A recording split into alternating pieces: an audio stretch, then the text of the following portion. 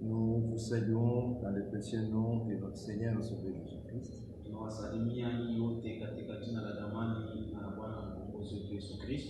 Et nous vous souhaitons toutes les riches bénédictions liées à l'écoute de sa parole.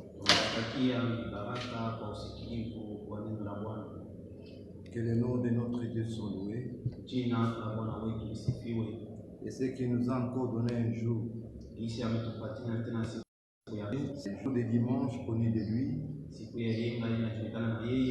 et il nous a donné l'occasion d'être ensemble autour de sa parole pour communier avec lui.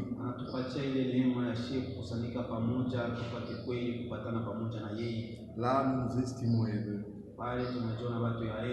Nous estimons que nous sommes un peuple béni. Car nous répondons à son invitation. Celui qui a dit, rassemble-moi mon peuple. Il dit, car je veux lui faire entendre mes paroles. Nous sommes certainement son peuple. Et là, nous sommes assis à ses pieds afin qu'il nous parle. Oui, bien-aimés frères et sœurs, nous pouvons que le louer de cette occasion qu'il nous offre. Parce qu'il est écrit dans l'Apocalypse, heureux celui qui lit et ceux qui entendent les paroles de ces livres,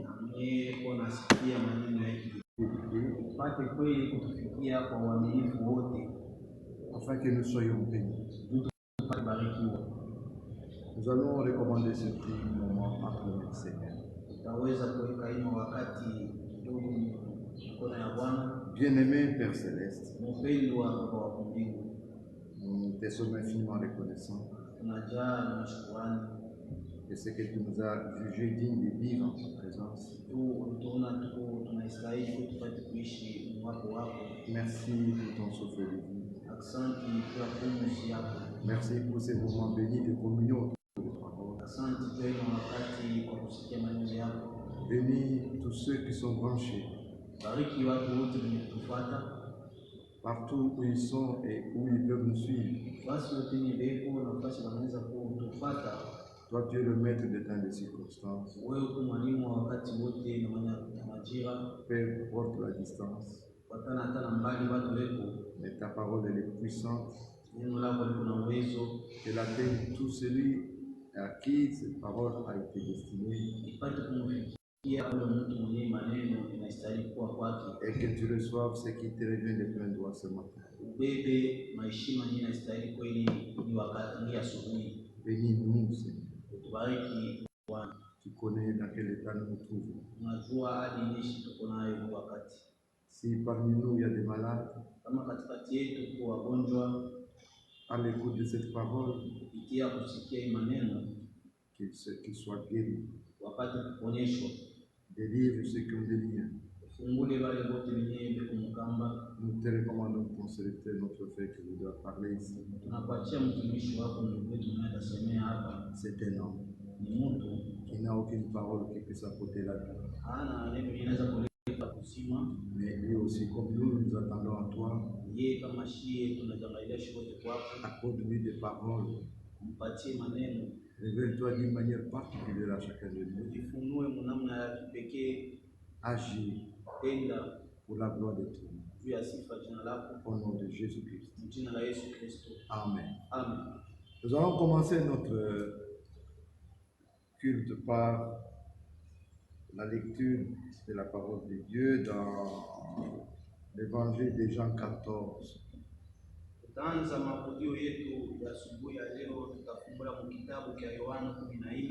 C'est une écriture que vous connaissez.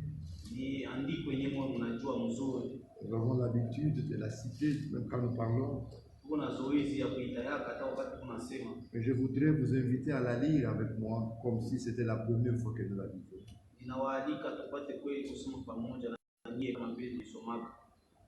L'évangile de Jean, chapitre 14. Commençons par le premier verset. Que votre cœur ne se trouble point. Croyez en Dieu et croyez en moi. Il y a plusieurs demeures dans la maison de mon Père. Si cela n'était pas, je vous l'aurais dit. Je vais vous préparer une place. Et lorsque je m'en serai allé, et que je vous aurai préparé une place,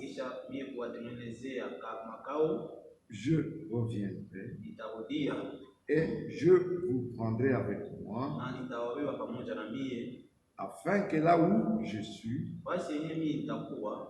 vous y soyez aussi. Et Dieu bénisse ces quelques paroles. Amen. Amen. Voilà. Nous allons inviter sur ce plateau notre bien-aimé Frère François, Frère Katalaï, Cathy, comme vous l'appelez, tous les habitués. Alika ndugu yangu François Katalaï, zaidi mnamtaka ndugu Kati, afin que je puisse parler de la part du Seigneur. Mais avant que nous ne l'invitions, j'aimerais ici revenir sur cette écriture que nous venons de lire. Quand nous considérons les temps dans lesquels nous vivons actuellement, avec tout ce qui se passe avec Corona, mais regardez, on nous dit ici que votre cœur ne se trouble point.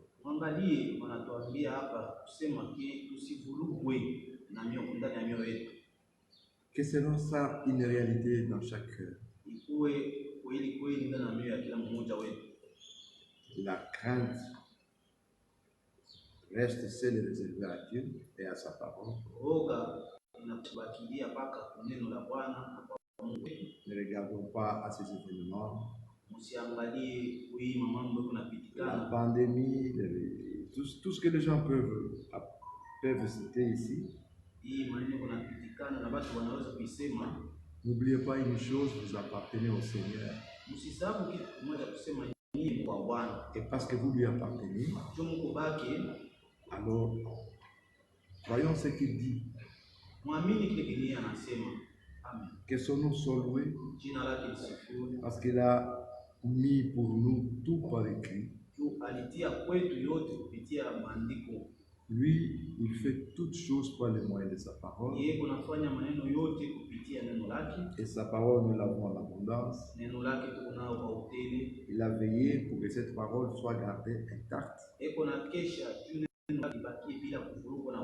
Que son nom soit loué. Il est allé préparer. Il est allé préparer. Et en notre temps, Dieu a donné un message de préparation. Et ce message de préparation, c'est lui que nous écoutons. Et c'est ça qui fait notre joie. C'est même ça l'essentiel. L'essentiel pour tout croyant et reste. Et reste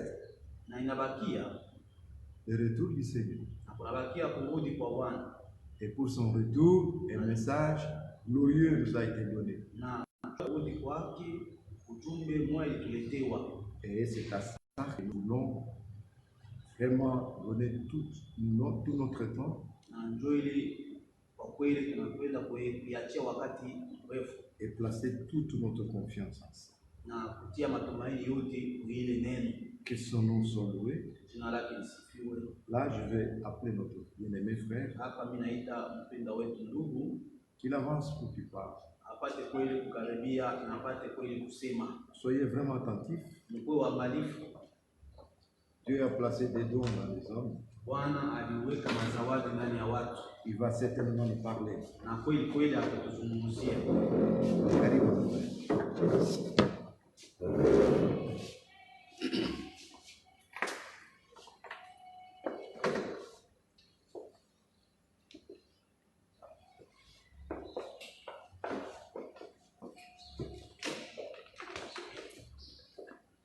Chers frères, chères sœurs, Wapendwa wa ndugu na wadada, chers amis, chers habitants de cette ville et d'ailleurs, rafiki wapendwa na wakazi wa hii mji ya Lubumbashi, de ma part aussi, je vous transmets mes salutations kwa upande wangu nampatia masalamu d'encouragement ya kumpatia nayo nguvu dans cette heure difficile et compliquée. mwi wakati ya nguvu. Mon frère a déjà lu une écriture de la part du Seigneur. Ndugu yangu anatokea kusoma andiko tokea Bwana.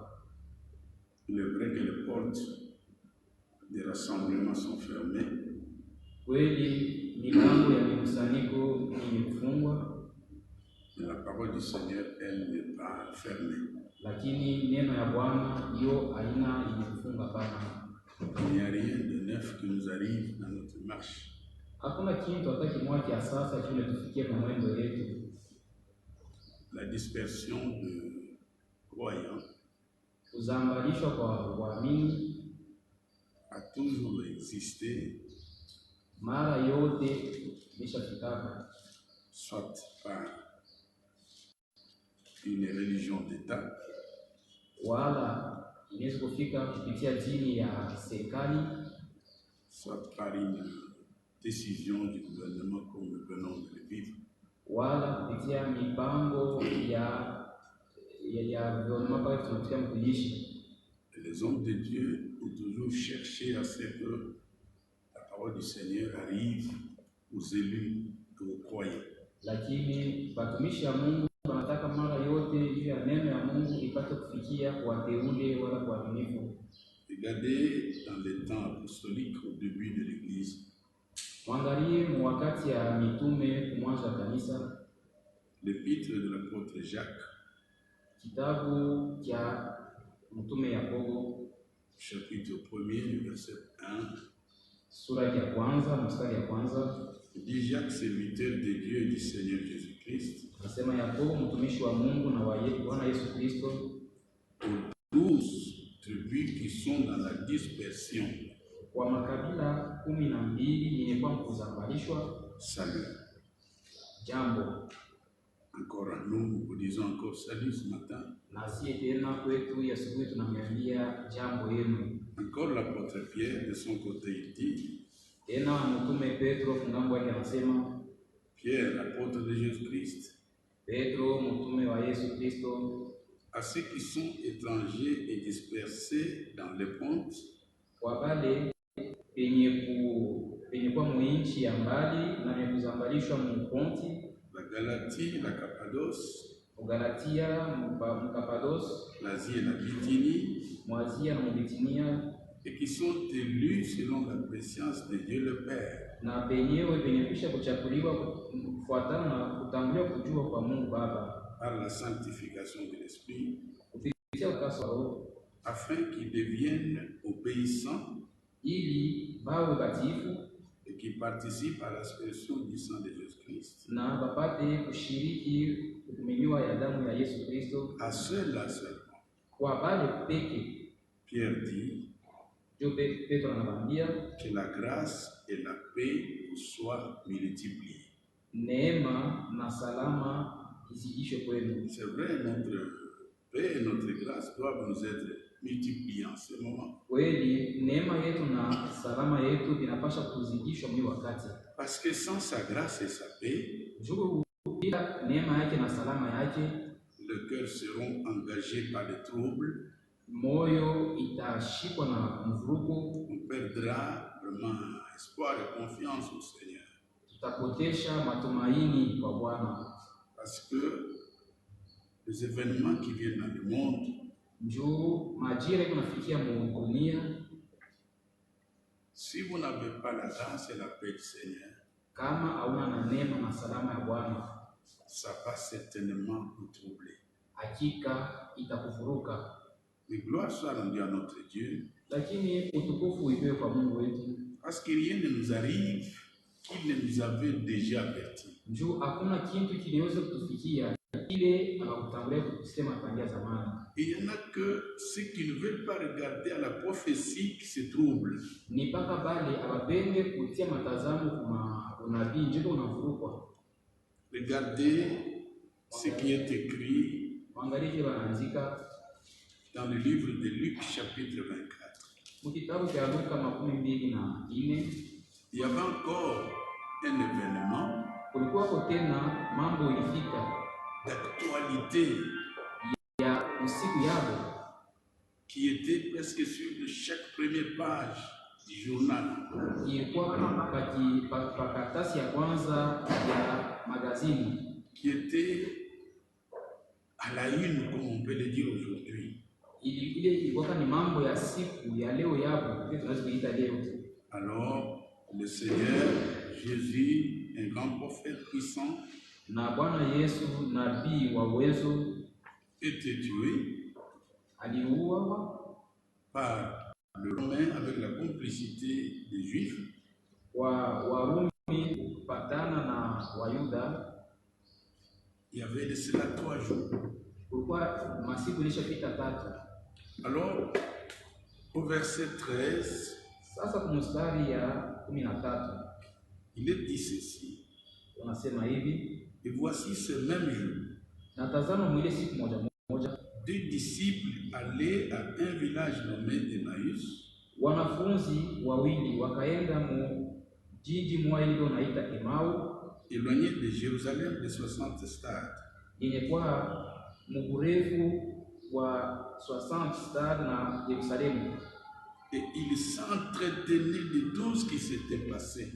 Na banaanza kusungumuza juu ya vyote vilifanyika. Donc il y avait une actualité en ce jour-là, comme nous le voyons aujourd'hui. Kulikuwa mambo moja ilifanyika mwile siku sasa tunaishi leo. Ça a été dans toutes les bouches, Ilikuwa mu malugha yote, ilikuwa mabino ya watu wote, dans toutes les chaînes du monde. na kuma radio na ma television ya dunia mzima. Alors c'est comme je le disais, c'était une actualité. Baka vile nilianza kusema ilikuwa ni mambo ya siku. Aujourd'hui, il y a encore une actualité dans le monde. Leo tena kuna mambo ya siku mu dunia. Alors ils s'entretenaient de tout ce qui s'était passé. Njoo banaanza kusumbulia juu ya mambo ile yote ifika. Et pendant qu'ils parlaient, discutaient, Na wakati ile balikuwa bengani nasumbulia ndio nazungumzia, Jésus s'approcha et fit route avec eux. njoo Yesu akakaribia na akatembea nao pamoja. Bien-aimés dans le Seigneur, Bapendo wakati ya Bwana, il n'y a aucun moment de la vie des hommes, des croyants, où le Seigneur est absent. hakuna hata wakati mmoja ya maisha ndani ya waaminifu ile Bwana asinapo. Parce qu'il a promis que je serai avec vous tous les jours. Njoo alilaka sema mimi nitakuwa pamoja nanyi kila siku. Dans les psaumes, il est écrit, Kwa mazaburi wanaandika, même quand vous allez traverser la vallée de Baca. hata pale mtatambuka ile bonde ya Baka. Dans Isaïe, il dit, Mu Isaya wanasema même quand vous traverserez le feu, hata kama unatambuka moto, je suis toujours avec vous.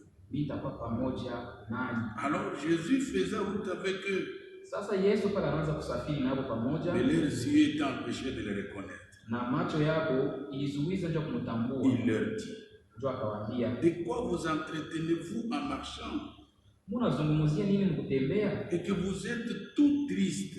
na Mungu tuna huzuni? L'un d'eux, nommé Cléopas, lui répondit, Mmoja wao ule naitwa Cleopas akamjibia, bien sûr avec un étonnement, hakika na mshangao, es-tu toi le seul qui séjourna à Jérusalem? je, wewe peke yako unaikana mu Yerusalemu humu?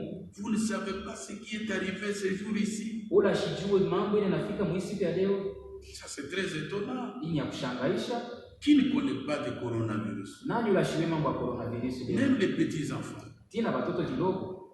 Mon petit-fils qui est à la maison, Kankaneamka naomi ke kumulango. On lui a dit tu ne vas pas à l'école parce qu'il y a le coronavirus. Banamwambia sema hautaenda kwa masomo njoo coronavirus. Mais il n'y a pas longtemps on passait avec lui par son école. Hapo yakawia banaanza kupitia naye kwa masomo. Il les regarda. Anaangalia. Quand il est revenu à la maison, il dit mais je n'ai pas vu le coronavirus à l'école. Bali banafika naye kumulango, sio anasema hapa mshikone coronavirus bali tunapitia kwa masomo yetu bali. Lui penser coronavirus c'est quelqu'un qui est là qui arrête les gens. Yeye anaona saa coronavirus ni mtu mmoja hivi kukule kwa masomo na bamba bantu. Alors ces gens disent Seigneur. Sasa bantu wanasema Bwana, toi tu es le seul qui vit en ces jours ici. Wewe huku peke yako unaishi mwi mashiku hii. Tu ne connais pas ce qui est arrivé dans ces jours. Aujue jambo linafika mwi siku. Il lui répondit. Na yakajibu. Lui il leur dit mais de quoi? Yeye akawaambia. C'est un grand étonnement. Ni nini ile? Akawaambia. Alors il lui répondit. Ndio akamjibu. Ce qui est arrivé au sujet de Jésus de Nazareth. Kienye kimfikia Yesu wa Nazareti. Qui était un prophète puissant en œuvre et en parole devant Dieu, devant tous les peuples. Ule alikuwa nabii wa uwezo, mu matendo na mu maneno, mwenye kutumia mbele ya Mungu. Les paroles de ce croyant étonnaient le Seigneur. Hii maneno ilianza kushangaisha les gens qui avaient vécu avec lui durant 3 années environ. Bantu bali baliishi naye kadiri miaka 3. À qui il avait parlé les paroles des prophètes. Kwa bali aliambiaka maneno ya manabii. Mais il est parlé comme les gens de rue. Sasa kwa unasema mambo sasa watu wa barabara. Il dit mais les principaux sacrificateurs et nos magistrats l'ont livré pour les faire condamner à mort. Ndio wanasema bakuani bakuu na ba magistrat bali mutoa juba bamuwe et ils l'ont crucifié. Na bali musulubishwa. Nous espérions que ce serait lui qui délivrerait Israël. Tunaanza kuwazia sema yeye ndio alipasha kukomboa Israeli. Pour ces croyants, ils avaient même perdu l'espérance. Ndio hapa aminifu hapa walipotesha na matumaini yenyewe. Ils ont dit mais ça n'est fini. Banasema tunaishia hapa. La manière que nous l'avons vu tué, crucifié. Namna hiyo tunamuona banamuua banamsulubishwa. Mais avec tout cela, voici le 3e jour que ces choses se sont passées. Na hivyo hivi tazama kuna kwa masiku 3 ile mambo ilisha kufika. Il est vrai que quelques femmes d'entre nous ont fort étonnés. Ni kweli banamuke fulani katikati yetu banatushangaisha. S'étant rendu de grand matin au sépulcre n'ayant pas trouvé son corps. Kisha kwa kuenda asubuhi na mapema kukaburi akakutanisha mauti yake. Ils sont venus dire que des anges leur sont apparus ont annoncé qu'il est vivant. Ndio wanawakutambia sema ba malaika bali baonekanikia na banaambia sema eko mzima. Même quelques-uns de ceux qui étaient avec nous sont allés au sépulcre. Ataba moja bali balikuwa katikati yetu balenda nabo kukaburi. Ils ont trouvé les choses comme les femmes l'avaient dit. Banakuta bintu mpaka vile bali banamuti balitwambia. Et lui ils ne l'ont point vu. Baba kumuone. Écoutez bien mes frères au verset 25 la réponse du Seigneur. Alors Jésus leur dit. Kisha Yesu akawaambia, ô homme sans intelligence. Oh, banaume basho akili. En d'autres termes, homme sans révélation. Mkusema kwingine yusa batu basho ufunuo. On peut marcher avec le Seigneur même longtemps. Unaweza kutembea na Bwana hata tangia zamani. On peut chanter pour lui. Unaweza kumuimbia. On peut prêcher pour lui. Unaweza kuhubiri juu yake sans en avoir la révélation. Lakini bila kupata ufunuo. Et dont le cœur est lent à croire tout ce qu'ont dit les prophètes. Est-ce qu'il ne fallait pas que le Christ souffre ces choses et qu'il ne puisse pas entrer dans la gloire? Je voulais attirer notre attention sur ceci. Ce que Dieu a prophétisé, ce que Dieu a promis, a un caractère d'obligatoire. Ça doit arriver. C'est pourquoi quand vous lisez plus loin dans Luc chapitre 21, le Seigneur ne dit pas prier pour que ces choses n'arrivent pas. Il dit que ça doit arriver. C'est pourquoi ici il met le mot, il dit, ne fallait-il pas que le Christ souffre ces choses et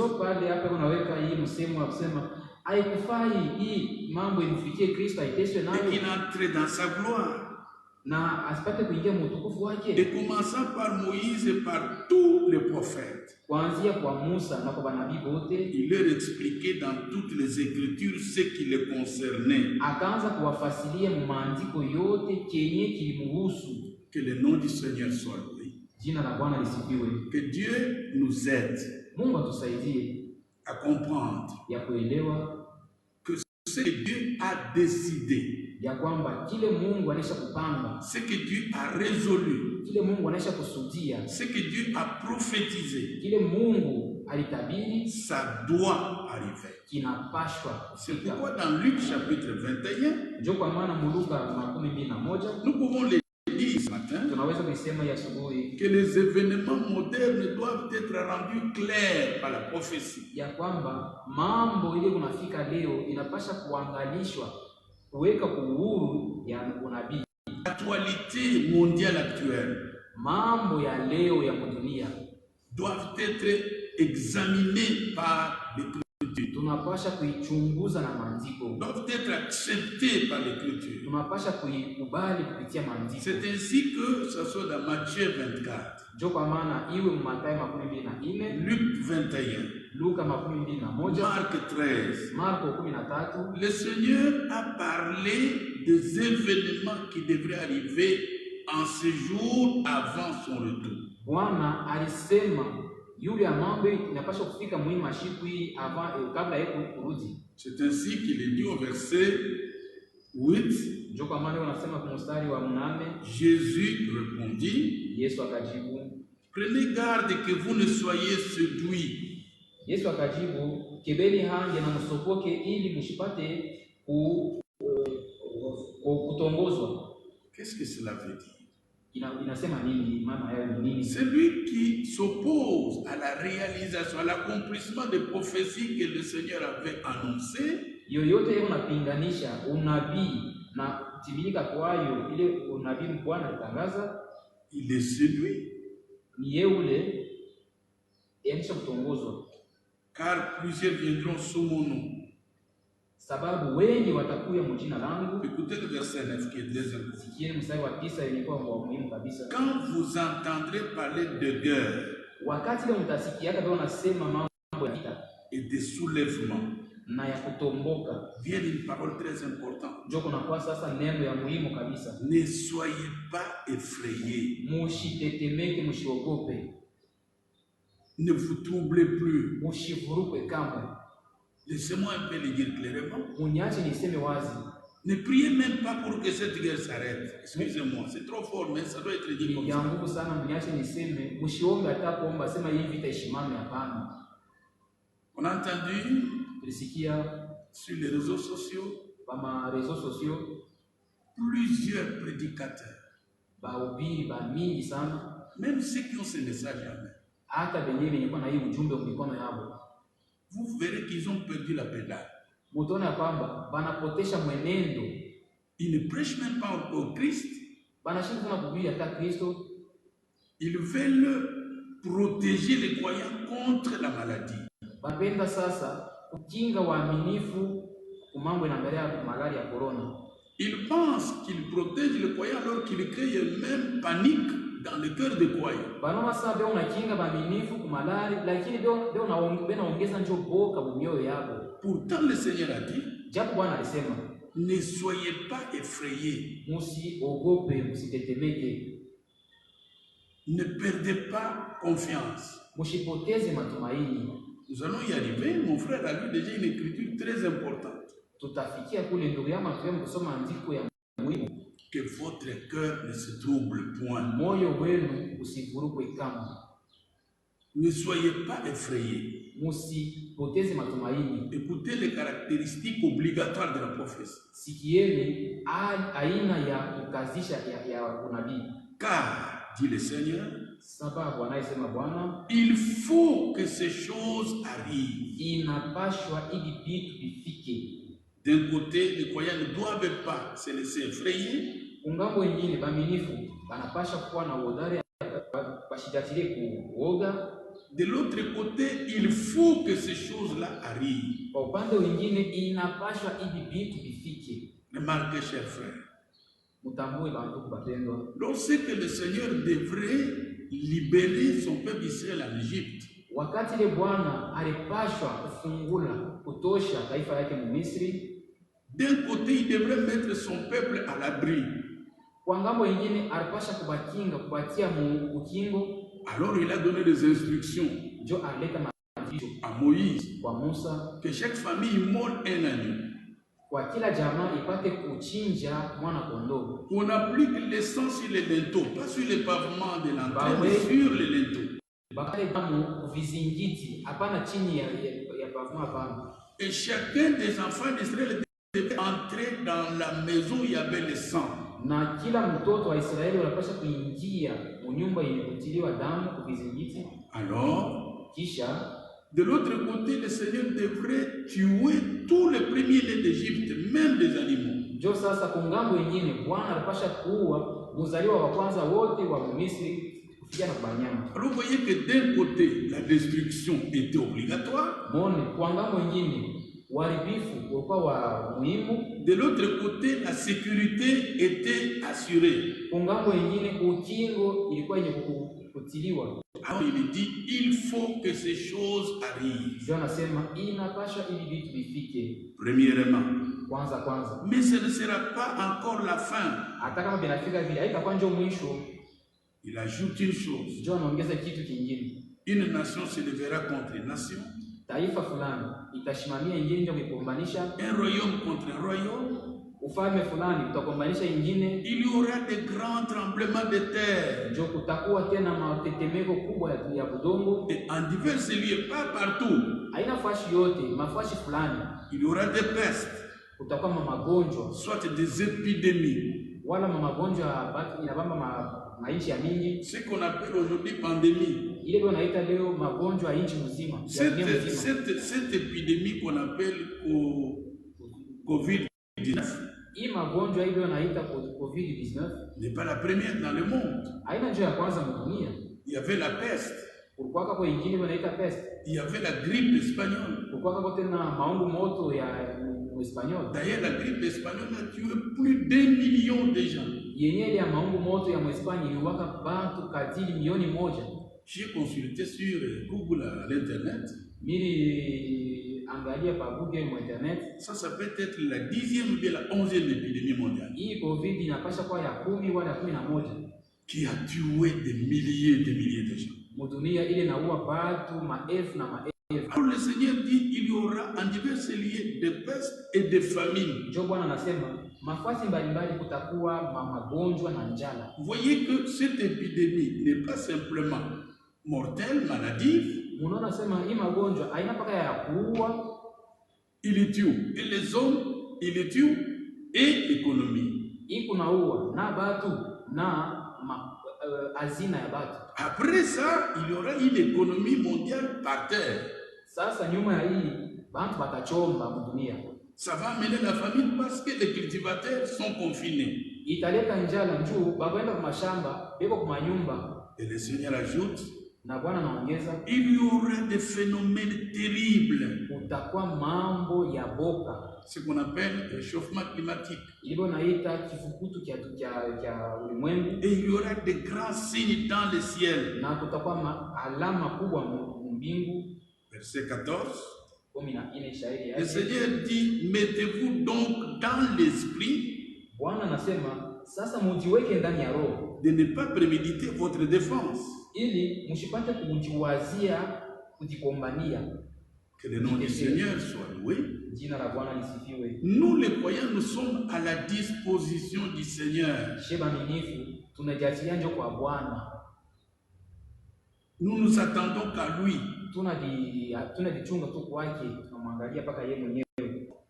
À partir de ce que les gens écoutent à la radio et à la télévision, ça trouble même les croyants. Certains posent des questions.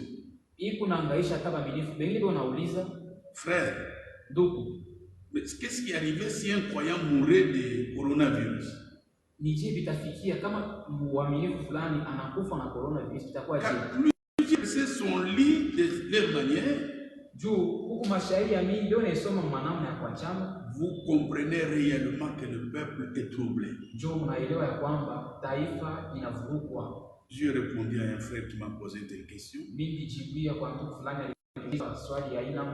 J'ai dit, frère, un croyant ne choisit pas de quelle manière il va mourir.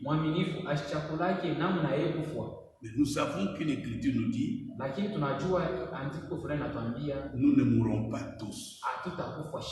Même s'il arrivait que je meure par n'importe quelle manière, certainement la résurrection m'attend.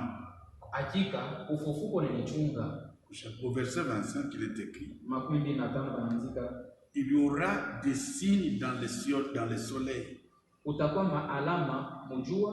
dans la lune, dans les étoiles.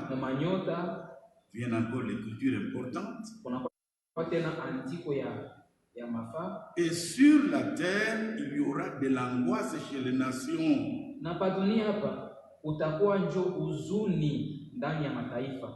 L'angoisse, une situation qui t'angoisse, c'est une situation dans laquelle vous n'avez pas d'issue. Une situation dans laquelle vous ne prévoyez pas la solution. C'est ça la situation actuelle. Sur la terre, il y a de l'angoisse chez les nations qui ne sauront que faire. Un moment, on finit les gens dans la maison.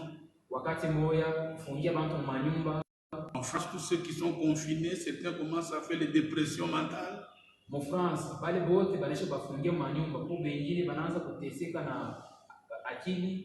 Dans d'autres pays, on dit pas confinement, il faut simplement que chacun porte son masque.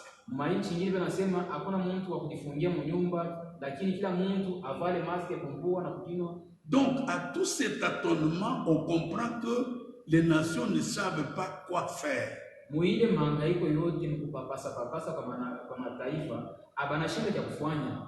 J'ai vu une fois le Congrès américain. Le président du Congrès criait, il dit, demandons à Dieu qui nous pardonne.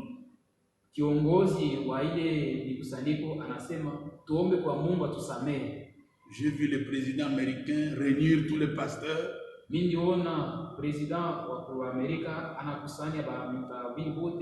pour dire, prions à Dieu qu'il puisse arrêter la situation. J'ai vu une fois une vidéo où en Afrique du Sud, presque dans toutes les salles, les hommes et les femmes, avec des Bibles à main, criant la grâce du Seigneur.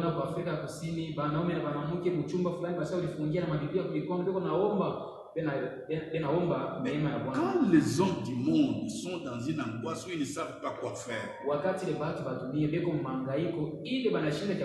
est-ce que les croyants ne savent pas quoi faire? Et le Seigneur dit, les hommes rendant l'âme de terreur dans l'attente de ce qui s'y viendra pour la terre.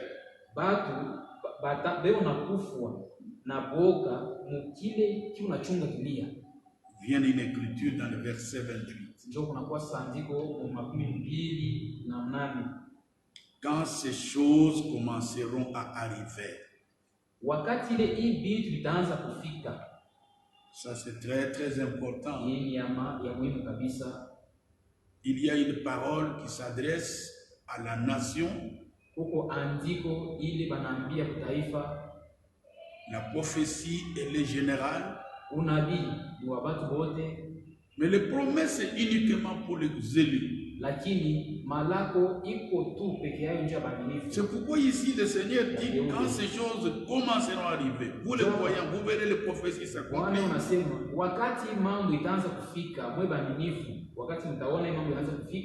Redressez-vous, levez-vous, levez vos têtes, parce que votre délivrance approche. Au verset 33, qui est très important, Mstari ya 33 ni ya le ciel et la terre passeront, mbingu na dunia vitapita, mais mes paroles ne passeront point. Lakini maneno yangu haitapita kamwe. Bien-aimés dans le Seigneur, Bapendwa ndani ya Bwana, que le vrai croyant ne soit pas distrait en regardant aux prophéties. Na mwaminifu wa kweli asilengamishwe mkuangalia vitu tunafika kuchunga kujikinga kwa magonjwa ya COVID. Ça regarde le Seigneur. Hii mambo ni ya Bwana yeye mwenyewe, na mwangalia yeye mwenyewe. Mais pour nous, le Seigneur dit au verset 28, quand ces choses commenceront à arriver, juu yetu Bwana anatuambia kwa mstari ya 28, wakati mambo itaanza kufika, redressez-vous. Mupate kuinushwa. Regardez aux promesses. Mutazamie malako. Sondez la chose. Muchunguze vitu. Vérifiez. Muangalishe mjemo, ndio anaweza kuinuka. Les vrais croyants se mettent à la direction du Seigneur. Baminifu ba kweli beko na jatilia muongozi. Ils suivent les instructions de la délivrance. Beko nafuata mafundisho na maadibisho ya ukombolevu. Ils suivent les instructions du départ. Beko nafuata maadibisho ya mwendo. Vous savez, Israël a marché pendant 40 ans dans le désert. Munajua Israeli atembea miaka 40 mjangwa. Après, Dieu retira Moïse. Kisha yake ndio Mungu akachukua Musa. Il établit Josué. Akatia Yoshua. Josué anapasha kutahiriwa. Il les a circoncis. Alibatahiri. Il a attendu que la plaie se cicatrise. Alichunga kilonda kikauke. Maintenant, il a dit au peuple, prenez garde qu'il y ait distance entre vous et le porteur d'arche. Mukebe hange kuwe burefu kati ya bali batachukua sanduku na mwenye. Et vous sacrifiez pour l'arche de l'alliance. Na mwe kuani chukue sanduku ya agano. Pas autre chose que l'arche de l'alliance. Hapana kitu kingine kuliko sanduku ya agano. Et vous le peuple, quand vous verrez l'arche de l'alliance, prenez distance. Et vous, peuple, et vous, sacrificateurs qui portez l'arche, avancez vers le Jourdain. Voyez que tout ça a été les Je voudrais revenir sur l'écriture de Luc chapitre 15. Le Seigneur prend cet exemple. Il dit où quelle femme, verset 8. Si elle a 10 drachmes et qu'elle en perde une, n'allume pas une lance.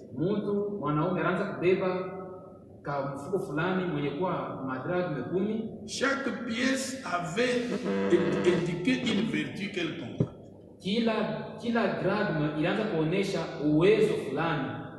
femme mariée avait ça dans son cou. L'on pouvait en aller. Elle se disait, je dois examiner si toutes les pièces qu'elle m'avait données de fidélité, il y en a. Anapasha kuchunguza kuangalisha mzuri kama ile madramu yote 10 ya waaminifu iko hapo, malgré les temps sombres. Atavyo kukweushi. Alors, quand elle compte, kama na ibalula, ici le Seigneur dit, elle n'en a perdu qu'une seule. Hapa Bwana anasema anapotisha tu moyo. Elle n'a pas dit non, bon, comme je n'en ai pas trouvé, je vais lui expliquer. Chers frères, Dieu n'acceptera pas aucun argument d'homme. Dieu n'a plus confiance à sa parole. Cette femme a compris la sévérité de Dieu dehors pour le lapider. Et ce texte montre l'Église qui doit vivre juste à l'ombre du retour du Seigneur. La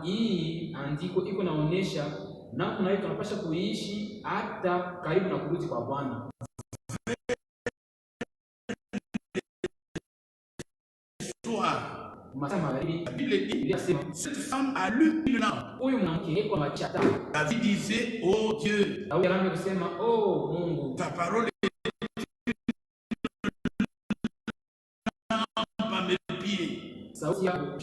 Voilà pourquoi Dieu nous a amené sa parole puissante, sa parole lumière.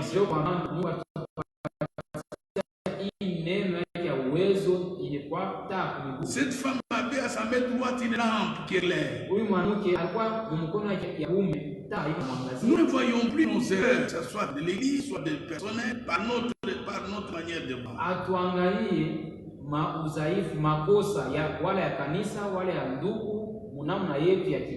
Nous devons tout voir à la lumière de la parole. Nous devons voir l'église qui sera prise par le Seigneur à la lumière de la parole.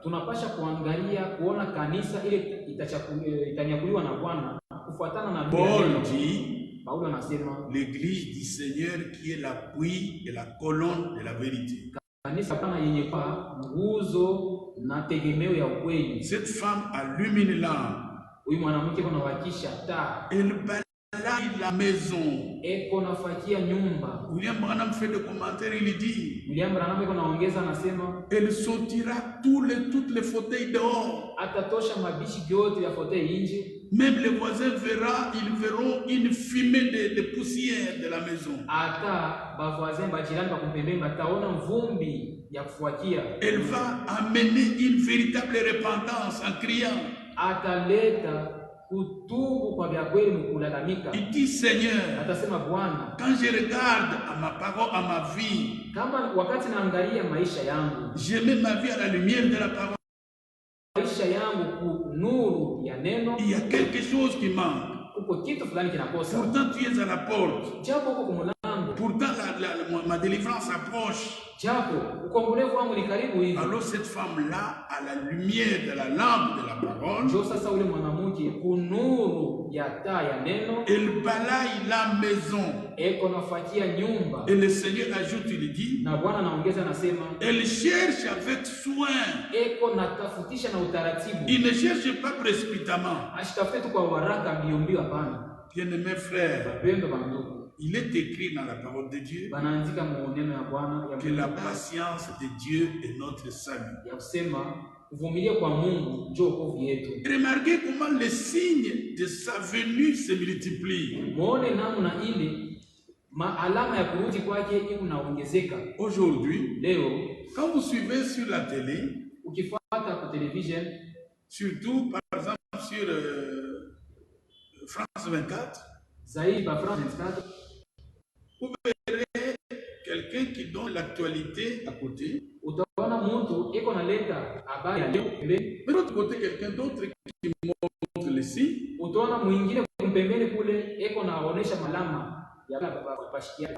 Ah, vous vous demandez, mais qu'est-ce que cela fait? On vous dira que c'est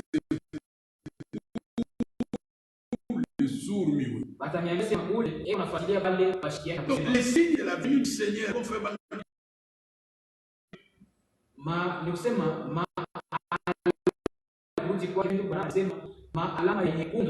l'homme d'étoile de Fadi dit, ces signes sont tellement palpables que même les muets, même les aveugles,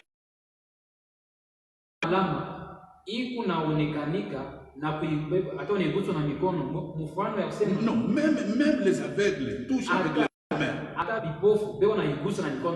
Même les sourds muets voient avec les signes qu'il y a quelque chose.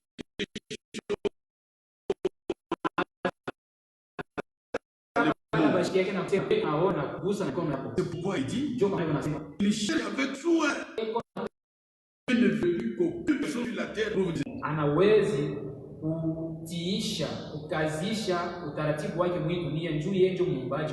mais cette femme qui est le type de la croyante, qui attend le retour de l'époux, de son mari, elle n'est pas telle, même quand les autres voisins disent, mais il y a Corona, elle s'occupe de prendre. Nous balayons. Nous faisons soulever la poussière des cris. Et nous cherchons avec soin.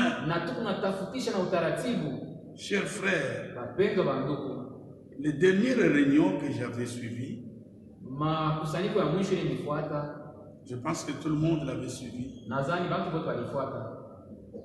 Je me suis dit, anasema kufikia 1948, que ce soit chez les baptistes, iwe kwa Baptiste, que ce soit chez les méthodistes, iwe kwa Methodiste, on appelait les gens prédicateurs et non pas pasteurs.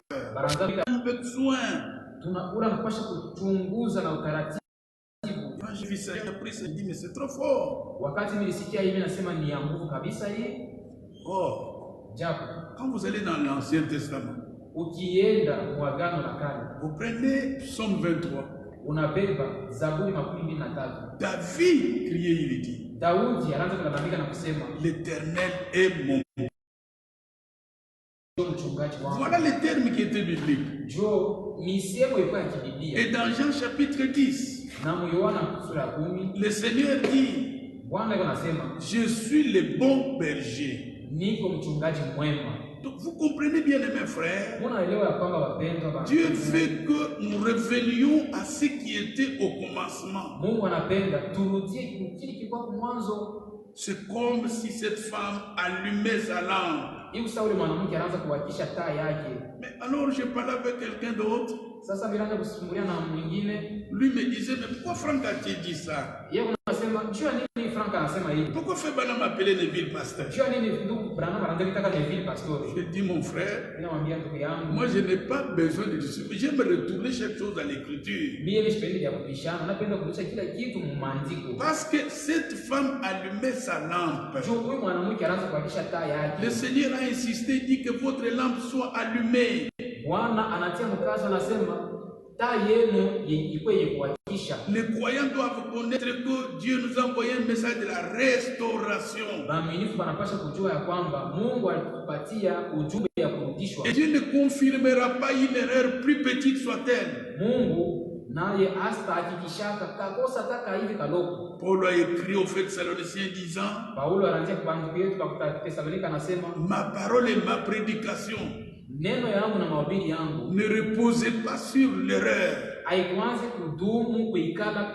Parce que Dieu ne supportera pas d'erreur.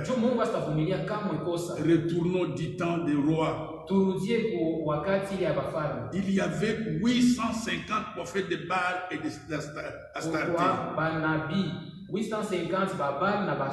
Lorsque Élie le prophète est arrivé, bien-aimés frères, il a dit il faut restaurer et rétablir l'autel qui avait déjà été renversé. Avant que le feu de Dieu ne vienne confirmer, Dieu attend que la restauration soit effective. Si Dieu pouvait faire ça, s'il pouvait le faire autrement, il a créé la prière de ces 850. Mais Élie a dit, priez parfois fort. Priez fort. Votre Dieu parfois il est en voyage. Sachons-le, bien aimés frères. Dieu veut que nous retournions à ce qui était au commencement. Cette femme allume une lampe. Balaye la maison. Cherche avec soin. J'aime beaucoup ce texte. Ah oui, quand on cherche avec soin,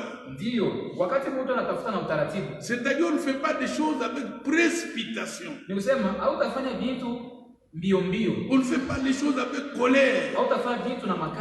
On fait les choses avec soin. On examine attentivement jusqu'à ce qu'elle la retrouve. Ah, il doit retrouver ça avant la venue de l'époux.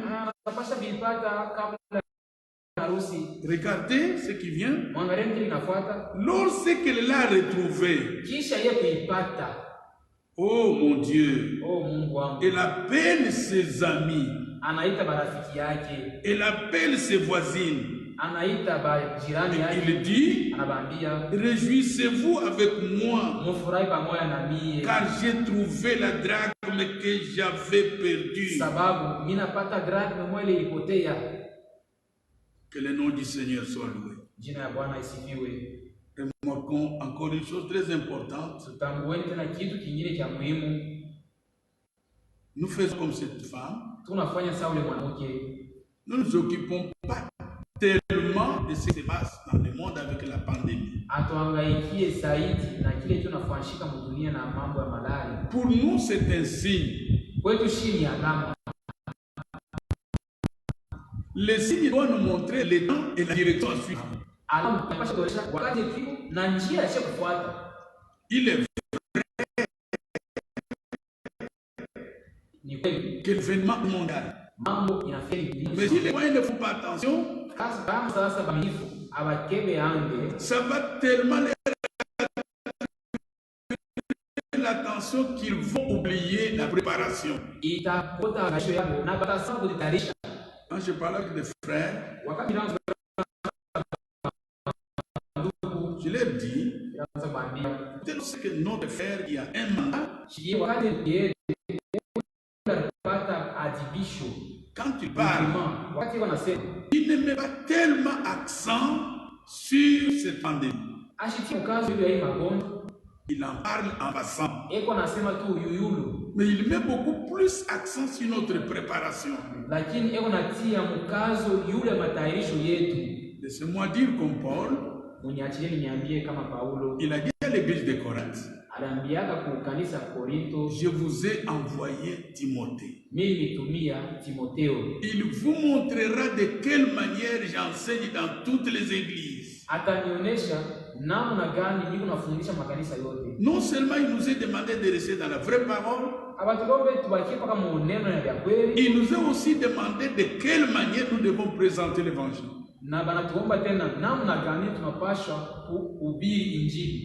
Lors de la première venue du Seigneur, il y avait des promesses qui ont été dites. Dans Malachie chapitre 3 verset 1, il a été dit, voici mon message. Il préparera mon c'est ainsi que l'ange dit à Zacharie, dans le Luc chapitre 1, versets 16 et 17. Vraiment, j'aime attirer beaucoup attention sur ça. Il dit, car il sera grand devant le Seigneur, verset 15. Il ne boira ni vin ni liqueur inivrante. Il sera rempli de l'Esprit Saint, de l'essaim de sa mère. Écoutez le verset 16 et 17. Il ramènera plusieurs des fils d'Israël au Seigneur leur Dieu. Il marchera devant Dieu avec l'esprit et la puissance d'Élie.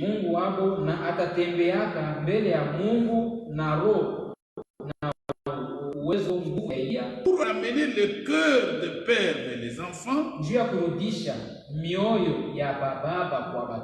les rebelles à la sagesse des justes,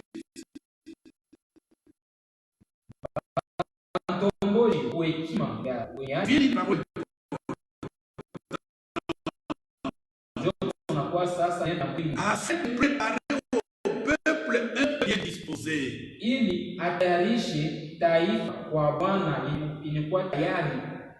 C'est comme cela. Un peuple disposé à suivre toutes les instructions du Seigneur.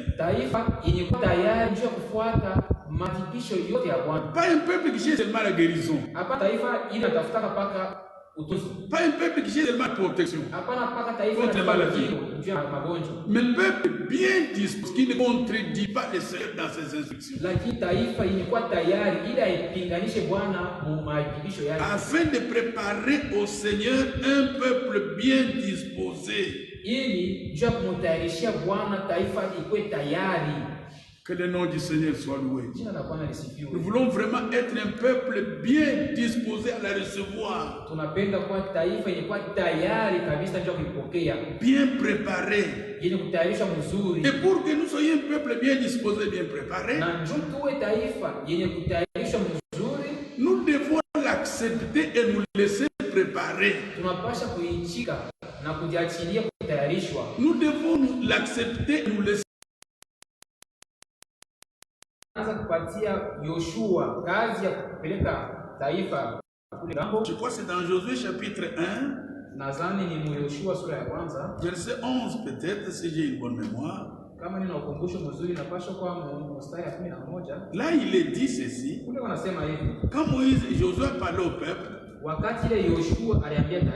le peuple a dit, nous obéirons tout ce que tu vas nous ordonner. Dieu a besoin d'un tel peuple qui est prêt. Josué 1, Josué 1er, je vois le verset 11.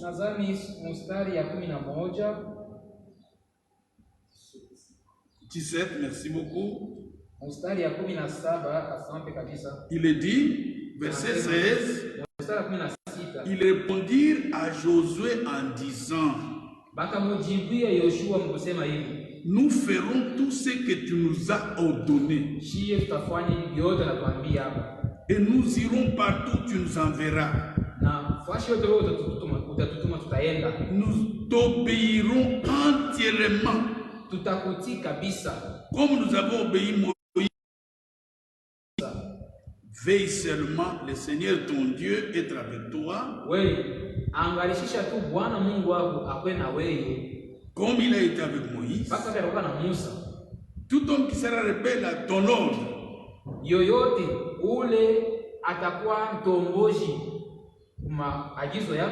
qui n'obéira pas à tout ce que tu lui commanderas, il sera puni de mort. Fortifie-toi seulement et prends courage. Hier soir, alors que je méditais un peu pour cette rencontre, pour cette...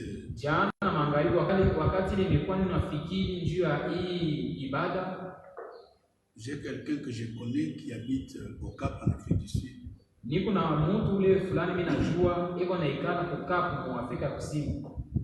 On correspond souvent avec lui sur WhatsApp. Il m'a écrit. Je t'ai écouté il y a plus de 40 ans.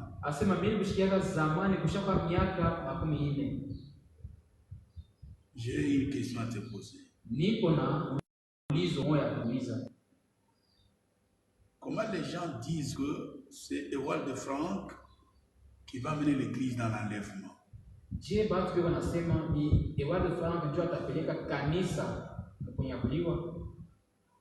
Mais s'il mourait, ça sera comment? J'ai dit merci frère. Je sais une chose. Quand Dieu appela Moïse, il a sorti le peuple. Excusez-moi. Et puis, Dieu a dit à Moïse, à Josué de continuer avec ce peuple.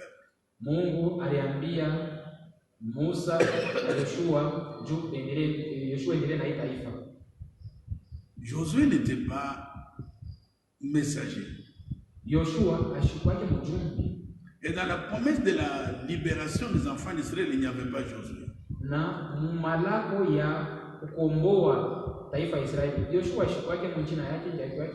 Mais Dieu a retiré Moïse sur sa décision. Pourtant, le peuple était encore dans le désert. Il a dit, je ne veux plus que ce peuple reste sans berger. Je leur mettrai quelqu'un à leur tête qui peut les faire entrer et les faire sortir. C'était la décision de Dieu. Les voix de Dieu ne sont pas nos voix. Manjia ya Mungu haina yetu. C'est ainsi que, du temps de frère Branham, Dieu lui avait ordonné d'emmagasiner la nourriture. Mungu alimpatiaka agizo ya kutia kuchunga chakula. Il lui avait jamais demandé de distribuer cette nourriture. Mais il a ordonné à Howard de Frank de le faire. Et cela, c'était du vivant de frère Branham. Devant les témoins. D'ailleurs, le tout dernier est mort il n'y a pas longtemps. J'ai vu un frère à Kinshasa déclarer que c'est lui qui a remplacé Branham. Les fils de Branham se sont levés pour contredire ça à la face.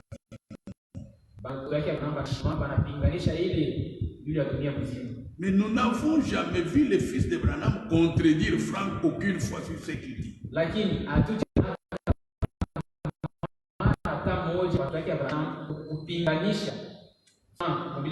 sont au courant de ce qu'il faut, ils sont au courant. Alors, je sais une chose. Dieu a donné un mandat à cet homme de distribuer la nourriture dans le monde. Pour ce qui est de sa mort, ce n'est pas une doctrine que nous avons. Dieu doit te mettre dans son programme actuel. Alors, voyez-vous bien, mes frères, nous sommes arrivés au point difficile. Pour traverser cette époque, il faut vraiment la main du Seigneur. Alors Dieu envoya Jean-Baptiste. Après que Jean-Baptiste soit parti, pouvons-nous nous poser des questions? C'est Jean-Baptiste qui a montré Jésus comme agneau de Dieu à la face du monde. Mais il n'a pas vécu aucune fois la prédication de Jésus. Il n'a même pas assisté à sa mort. Il n'a pas assisté à la descente du Saint-Esprit comme promesse du Père.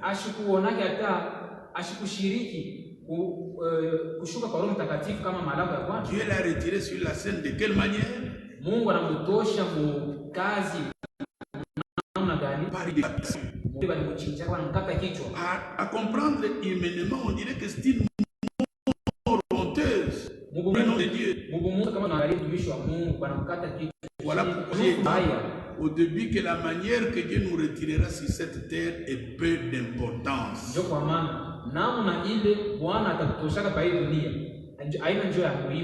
Alors dans Jean le chapitre 1er, verset 7e, il est écrit: il y eut un homme envoyé de Dieu, son nom était Jean. Il est très très important pour dire ça. Il y eut un seul homme envoyé de Dieu, son nom était Jean. Écoute ce qui suit. Il vint pour servir de témoin, pour rendre témoignage à la lumière. Mais la partie qui vient très importante, afin que tous crussent par lui. Personne ne pouvait pas avoir accès à Jésus s'il n'est pas venu par le message de Jean-Baptiste.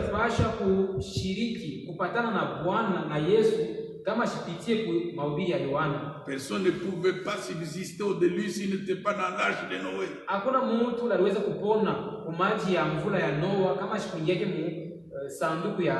C'est ce que nos amis religieux, groupes de prière, les églises officielles n'ont pas vu et n'ont pas compris.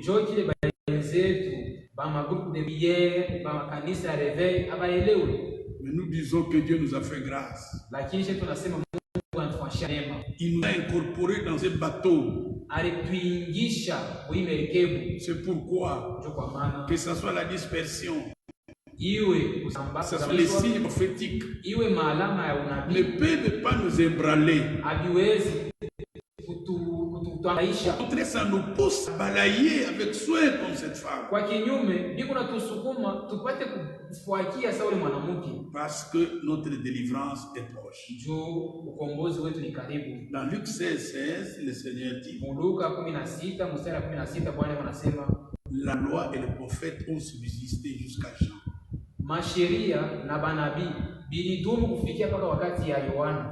Dès ce moment-là, le royaume de Dieu est annoncé. De même dans notre temps, au moment où alors Malachie 4, comme promesse a été accomplie pour les croyants, le royaume de Dieu est annoncé. C'est ce que même le Seigneur dit dans Matthieu chapitre 17. Ça c'est très très important. Matthieu dit, ce sont des écritures que vous connaissez. Nous vous les rappelons pour que vous ne soyez pas distraits avec les problèmes de la pandémie qui est dans le monde. Que vous ne soyez pas troublés, effrayés. Au contraire, cela doit nous pousser à faire beaucoup plus confiance à notre Dieu parce que ce qu'il dit arrive.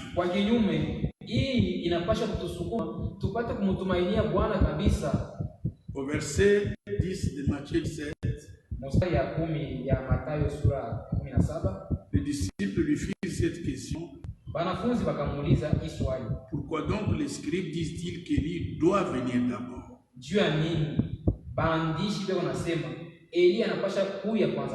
Il répondit, la réponse du Seigneur est capitale.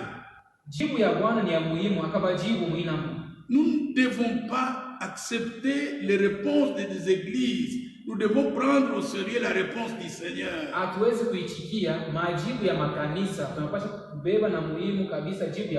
Il est vrai qu'Élie doit venir dans l'avenir. À ceux-là qui ont cru à ce message, vous devez le connaître. Quand Élie vient, ce n'est pas pour faire une nouvelle religion, mais pour rétablir toutes choses. Rétablir la chose, c'est la retourner dans sa forme originale. Ça c'est très très très important. C'est ça les promesses pour notre temps. Alors en tant que croyants, ces paroles de l'apôtre Pierre nous sont très capitales. Dans 2 Pierre chapitre 1, verset 19, l'homme de Dieu dit: et nous tenons pour d'autant plus certaine la parole prophétique.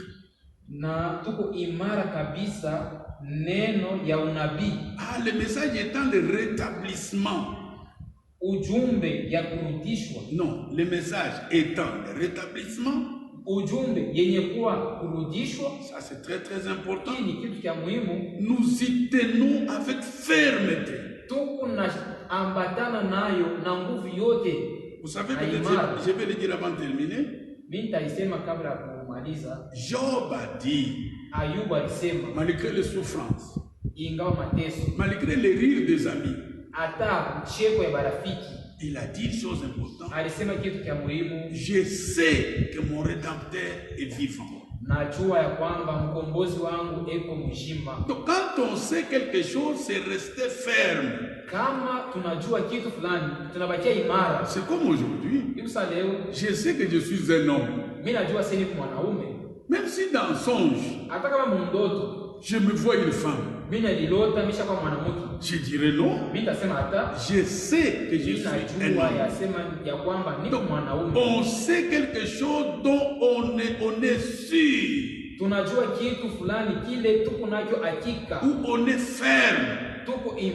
C'est pourquoi ici l'homme de Dieu dit: et nous tenons pour d'autant plus certaines. Je ne sais pas si vraiment la traduction est exacte.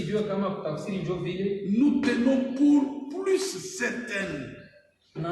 Tunasimama imara mubii kabisa, ilikuwa imara. Tuna hakikisho ya ukweli.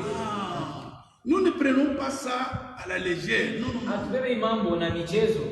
De telle manière que mwanamuna kusema si ce que j'ai pratiqué, kama kile nilitenda, si ce que j'ai enseigné, kama kile nilifundisha n'est pas conforme au modèle de rétablissement, akipatane na mfano ya kurudishwa, je n'ai pas besoin d'aménager ça. Shina lazima ya kukitengeneza. Non, non, non, non. Donc nous devons vraiment avoir des choses qui tiendront debout en présence du Seigneur. Tuko lazima ya kitu kile kinaweza kushimama imara mbele ya Bwana. Les apôtres disent, amitume wanasema, c'était tellement ferme, Pierre dit, balikuwa hakika kabisa, Petro anasema, devant le fouet des pharisiens. Mbele ya fimbo ya Wafarisayo. Après les avoir fouettés, on leur dit, kisha kubapiga fimbo wanawaambia, promettez-nous que vous ne citerez pas encore ce nom.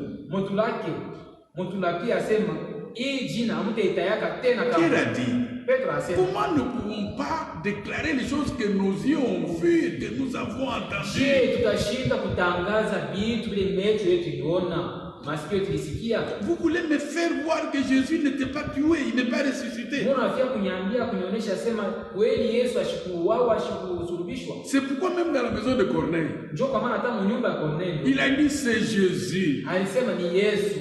Que nous avons vu tuer, que nous avons vu enterrer, qui est ressuscité le troisième jour. Il a permis qu'il apparaisse, non à tout le peuple, mais à nous, témoins choisis d'avance, nous qui avons mangé et bu avec lui. Bien-aimés frères, ce sont des réalités qu'on ne peut pas effacer dans la foi des gens. Peut-être que Thomas pouvait hésiter. Quand on lui a dit que le Seigneur est ressuscité. Quand je considère la grandeur de la plaie là, il n'a pas dit que je fasse introduire les doigts, il a dit que je dois entrer la main. Donc c'était inanipasha niingishe tu kilole, hapana mkilonda, alisema niingishe mkono mkilonda. Le Seigneur a dit, tu cherches une preuve? Bwana asema ndio unatafuta hakikisho.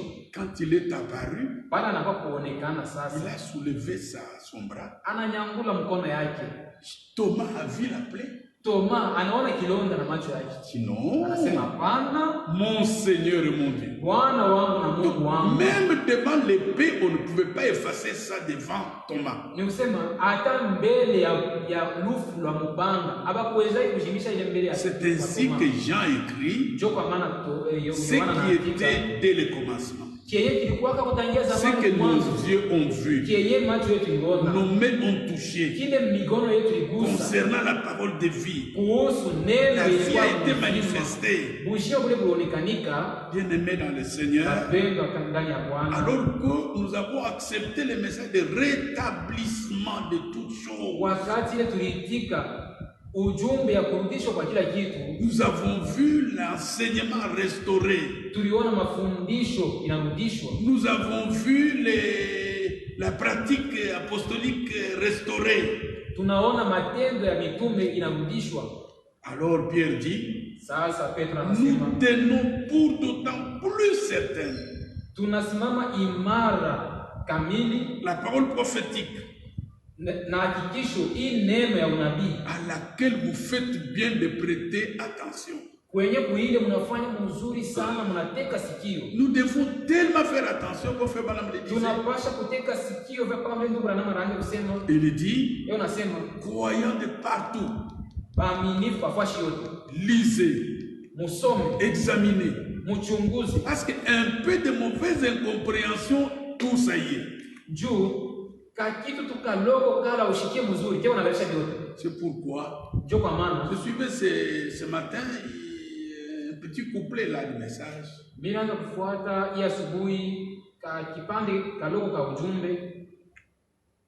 Notre frère Franck dit,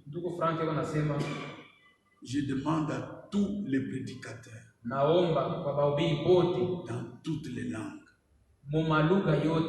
Ne dites rien d'autre que ce que vous voyez écrit dans la Bible.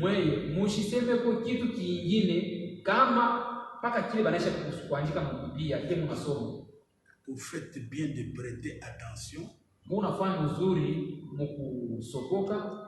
à une lampe qui brille dans un lieu obscur.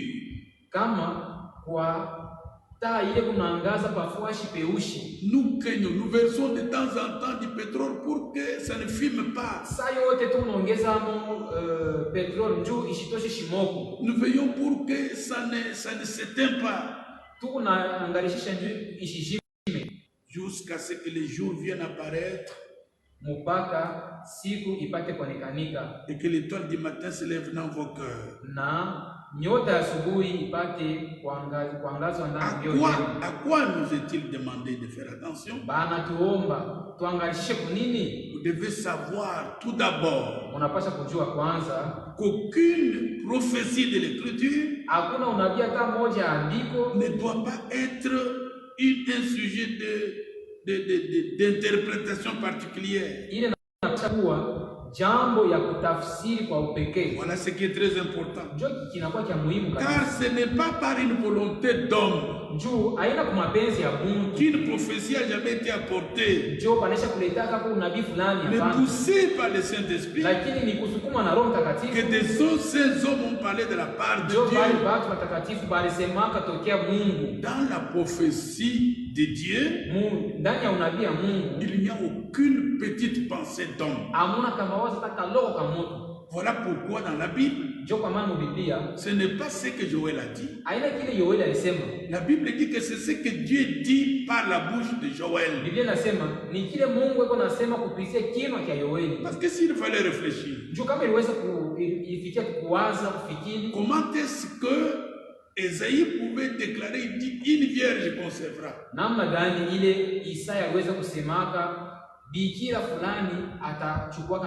Alors voilà, précieux frères et sœurs,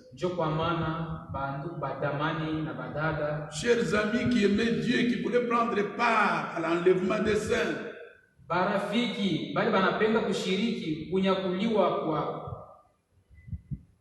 à prendre part à l'enlèvement des saints,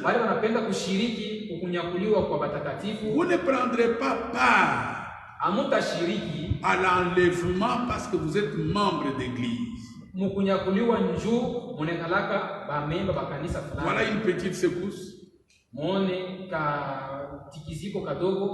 Les églises pour lesquelles nous nous battons, devenons des ennemis. Oh, il y en a, moi j'en ai une grande. J'ai 10 000 personnes. Et alors aujourd'hui, vous en avez combien? Admettons que cette situation dure 2 ans. Qui dira qu'il a une église?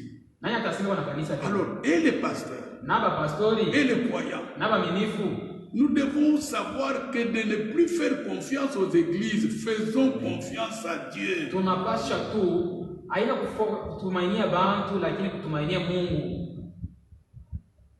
Que le Seigneur Dieu nous vienne en aide.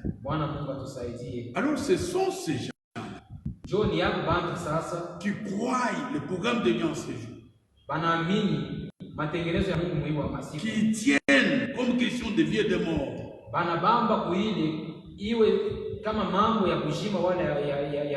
Ce sont eux qu'on retrouve dans l'Apocalypse 19. Il est écrit là-bas, à partir du verset 7, réjouissons-nous. Il n'est pas dit attristons-nous parce que le corona est en marche. Même si tous les quartiers mourraient, même si vous-même vous êtes atteint, alors que le corona touchera le corps, il ne touchera pas la foi. Dernièrement, il y a un frère de Belgique. Il était prédicateur, le frère de Souza. Alikuwa mhubiri wa banduku ba kusuza. Il s'appelait de Souza. Araanza kujiita jina yake ni Souza. De Souza. De Souza. Il était atteint et il est mort. Corona ilimbamba na anakufa. On avait les frères d'Europe avaient publié sa photo. Banduku ba Ulaya balionesha photo yake sur les réseaux sociaux. Par les réseaux sociaux. Un frère m'a appelé, il dit, mais frère Kati, qu'est-ce qui se passe? J'ai dit, comme quoi? Ndugu mwana ananiita ananiambia, ndugu Kati, ni mambo kanaanza kufika. Même les frères commencent à mourir. Hata banduku benye banaanza kwa corona.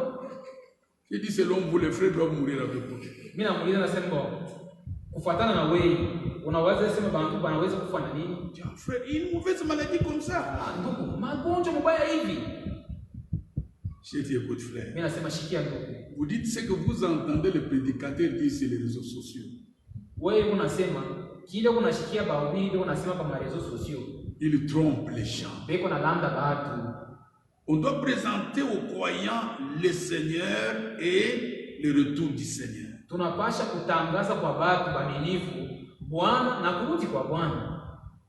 On ne doit pas les protéger contre le coronavirus. Car le Seigneur nous a dit, quand vous verrez ça, ne soyez pas effrayés.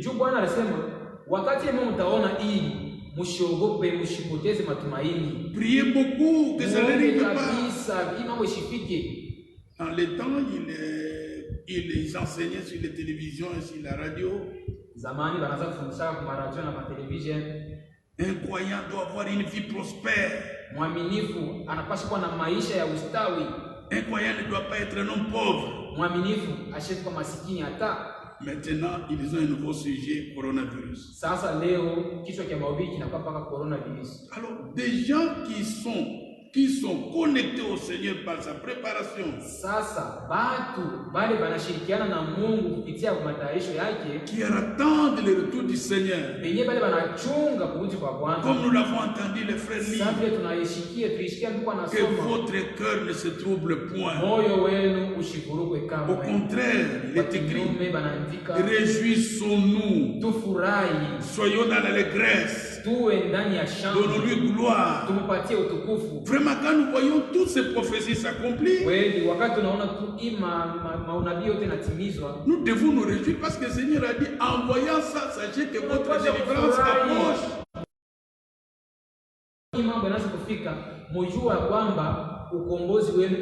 L'apôtre Pierre a dit, sachez que nous sommes pèlerins et voyageurs.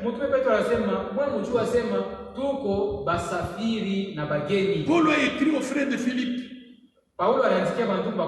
Nous n'avons pas une cité ici-bas.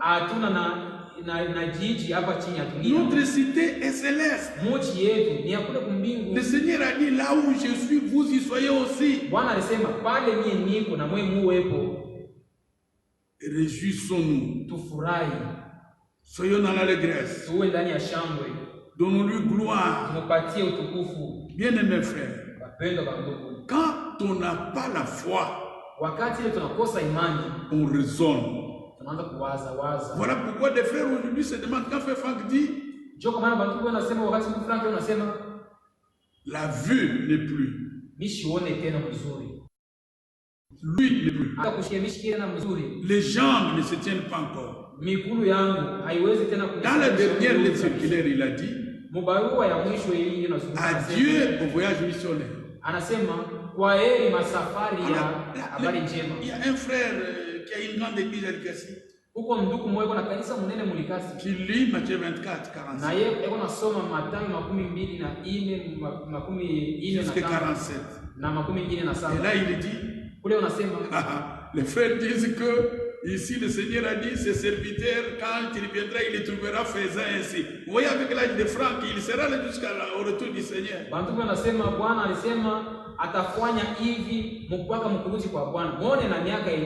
Je ne sais pas si les frères font attention. Maintes fois, presque dans chacune des réunions précédentes et donc passées, l'homme de Dieu ne cesse pas de dire, Seigneur, laisse maintenant ton serviteur s'en aller en paix. Car mes yeux ont vu le message arriver jusqu'aux extrémités de la terre. Mais alors que dans ce texte-là de Luc, Siméon et Anne, ils ont dit, ils ont été divinement avertis par le Seigneur. Bien-aimés frères, un croyant ne regarde pas à la vue, il regarde à la foi.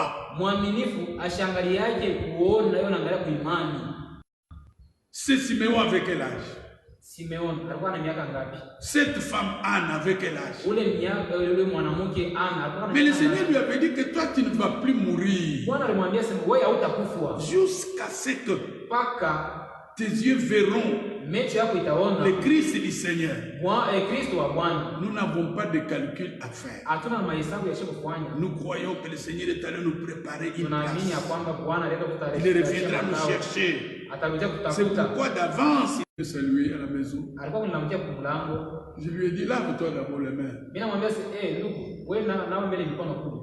Vous pouvez jouer avec la malaria. Mais Corona, même si vous buvez de l'huile, il va t'emporter. Il a dit, oui, je veux me laver les mains. Ce que les croyants doivent savoir. Paul dit, je le dis, frère. La chair et le sang ne peuvent pas hériter le royaume de Dieu. Bien-aimés dans le Seigneur, nous n'avons pas les prédications pour dire croyage qu'il faut que malade fulani. Non, non, non, non, non. Nous portons encore les corps corruptibles.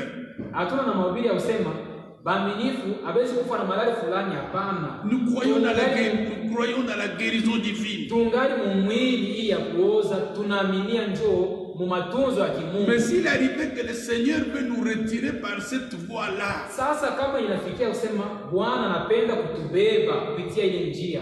nous ne sommes pas perdus autant. Et que la corruption n'hérite pas l'incorruptibilité. Voici, je vous dis un mystère. Nous ne mourrons pas tous. Mais tous nous serons changés. Vous l'avez entendu, je crois. L'homme de Dieu dit que nous retournerons encore à nous rassembler comme autrefois.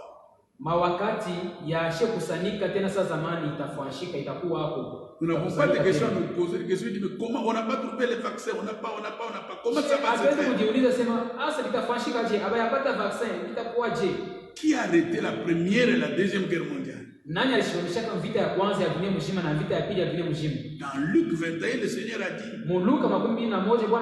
quand vous verrez toutes ces choses, ce ne sera que le commencement de douleur. Mais ce ne sera pas encore la fin. Laissez-moi vous dire une chose. Lorsque le Seigneur était prêt à détruire Sodome et Gomorrhe, parce qu'aujourd'hui, le monde est presque dans une situation sodomique. Il l'a révélé à Abraham.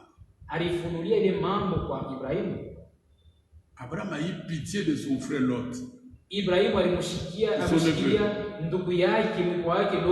Si vous lisez dans ce texte, dans Genèse chapitre 18, Abraham a intercédé auprès du Seigneur pour son frère.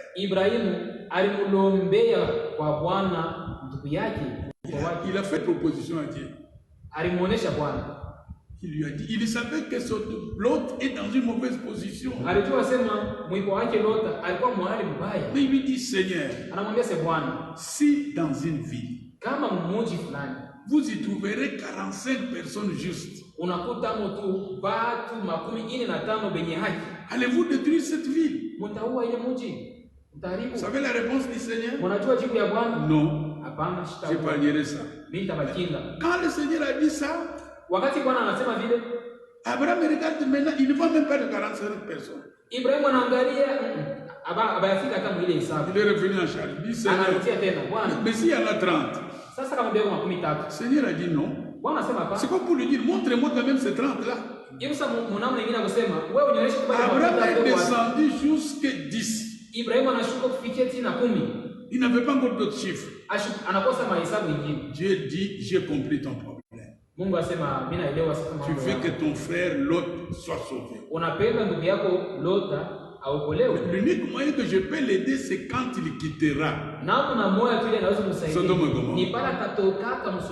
a envoyé des anges. Les anges ont vu de leurs yeux ce qui se passe. Vous savez ce qui s'est passé? Les anges ont aidé, ont saisi par la main l'autre, sa famille, etc.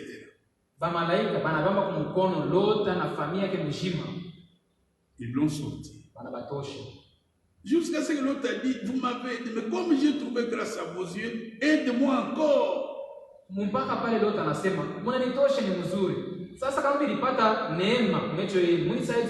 Alors j'aime vraiment que ces paroles soient une grande consolation pour nous. Je vous dis un mystère. Nous ne mourrons pas tous, mais tous nous serons changés en un instant, en un clin d'œil, à la dernière trompette. La trompette sonnera. Les morts ressusciteront incorruptibles et nous serons changés. Car il faut que ce corps corruptible revête l'incorruptibilité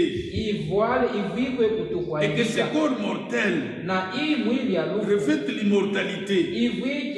Maintenant écoutez le verset 54. Lorsque ce corps est corruptible, lorsque ce corps corruptible aura revêtu l'incorruptibilité, et lorsque ce corps mortel aura revêtu l'immortalité,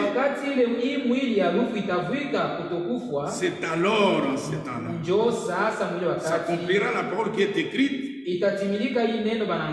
La mort a été engloutie dans la victoire.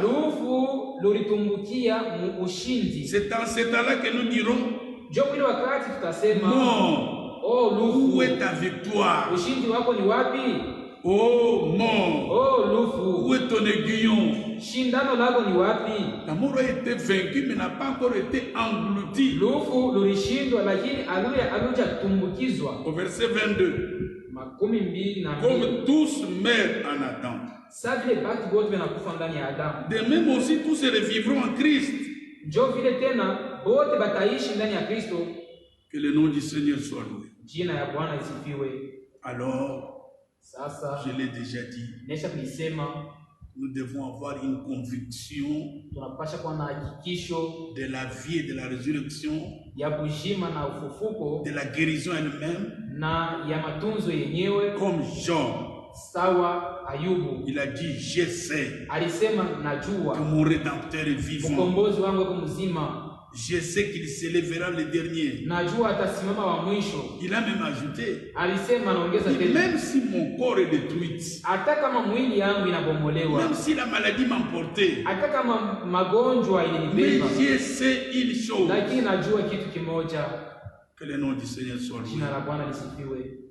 Nous revenons à cette écriture que mon frère a lu. Que votre cœur ne se trouble point.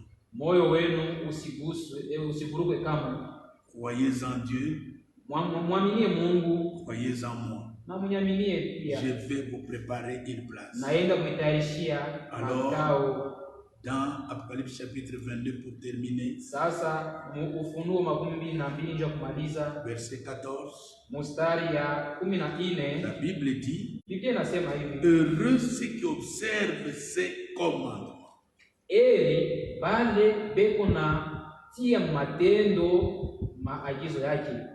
Heureux ceux qui observent ses promesses.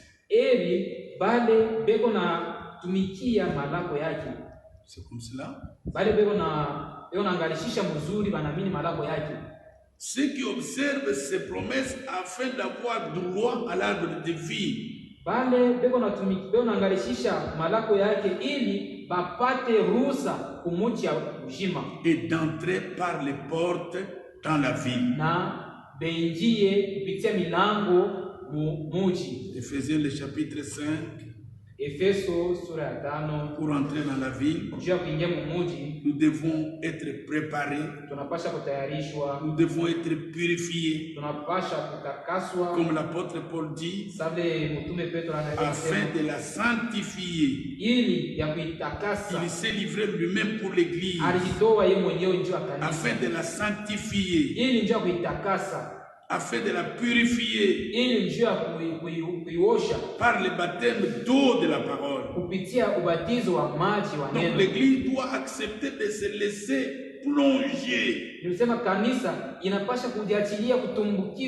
dans la parole pour que toutes les impuretés restent dans la parole et qu'elles deviennent pures, sans tache, atoke safi bila taka, ni ride, bila kikunjo, ni rien de semblable, wala kia kufanana na ile, ni rien de semblable, mais sainte et irrépréhensible, takatifu na bila laumu. Je vais lire une déclaration. Napenda kusoma hapo misemo dans la lettre circulaire. Parce que l'accent doit être mis ici sur la parole de la restauration.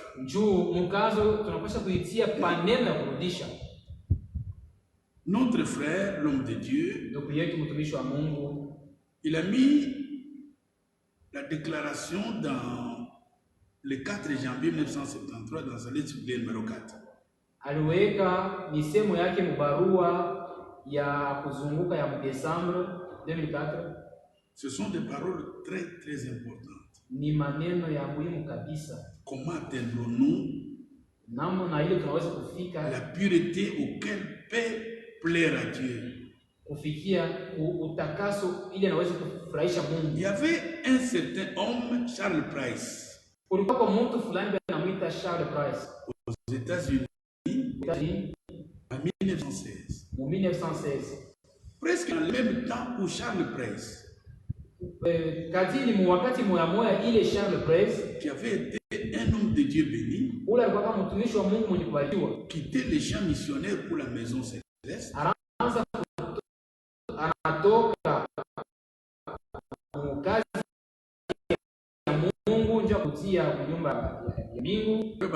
dans le service auquel Dieu l'avait appelé. Le président international des hommes d'affaires chrétiens,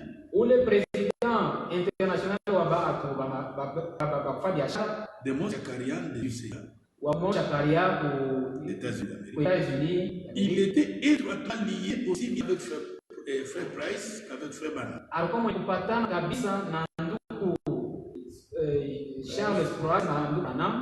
Il a rendu témoignage et dit comment chacun d'eux avait été envoyé par Dieu de manière différente.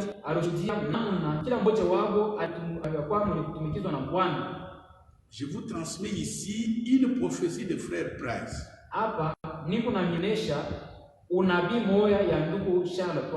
Qui s'est réalisé dans le ministère de Frère Branham par l'ouverture de cette source.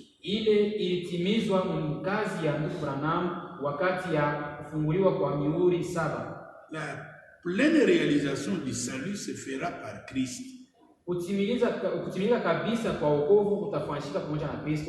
C'est le mystère caché qui ne peut être compris que par la révélation du Saint-Esprit.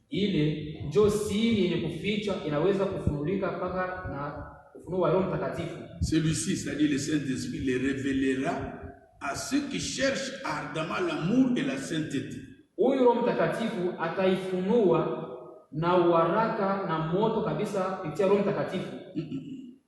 À ceux qui cherchent ardemment l'amour et la sainteté. Bien sûr, l'amour de la vérité. L'accomplissement final de l'œuvre du salut se trouve contenu dans le sceau.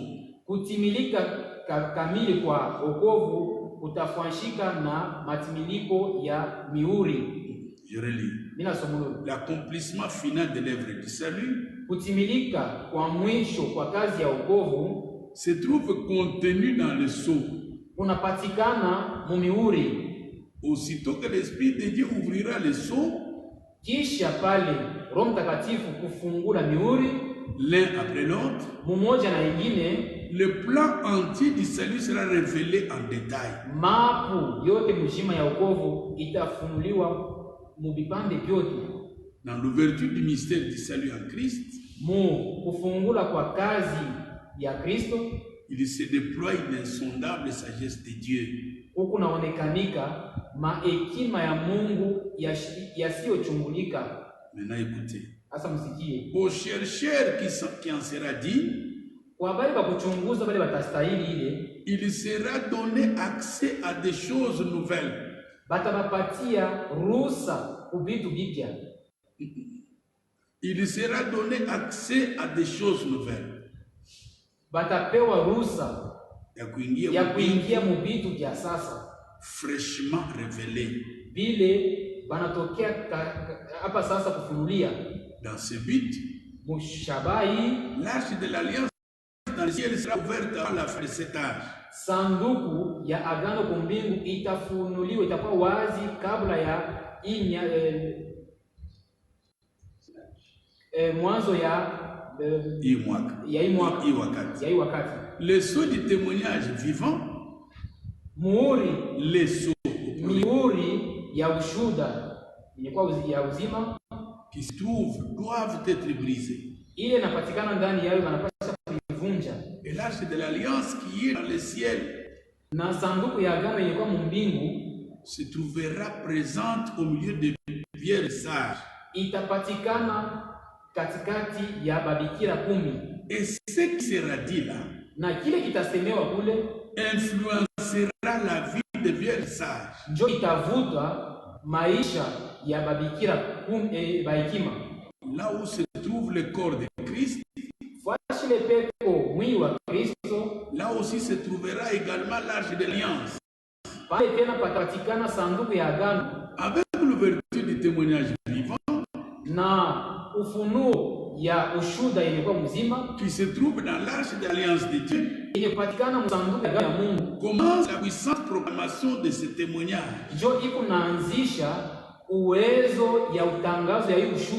qui sera comme le son d'une puissante trompette parmi le peuple.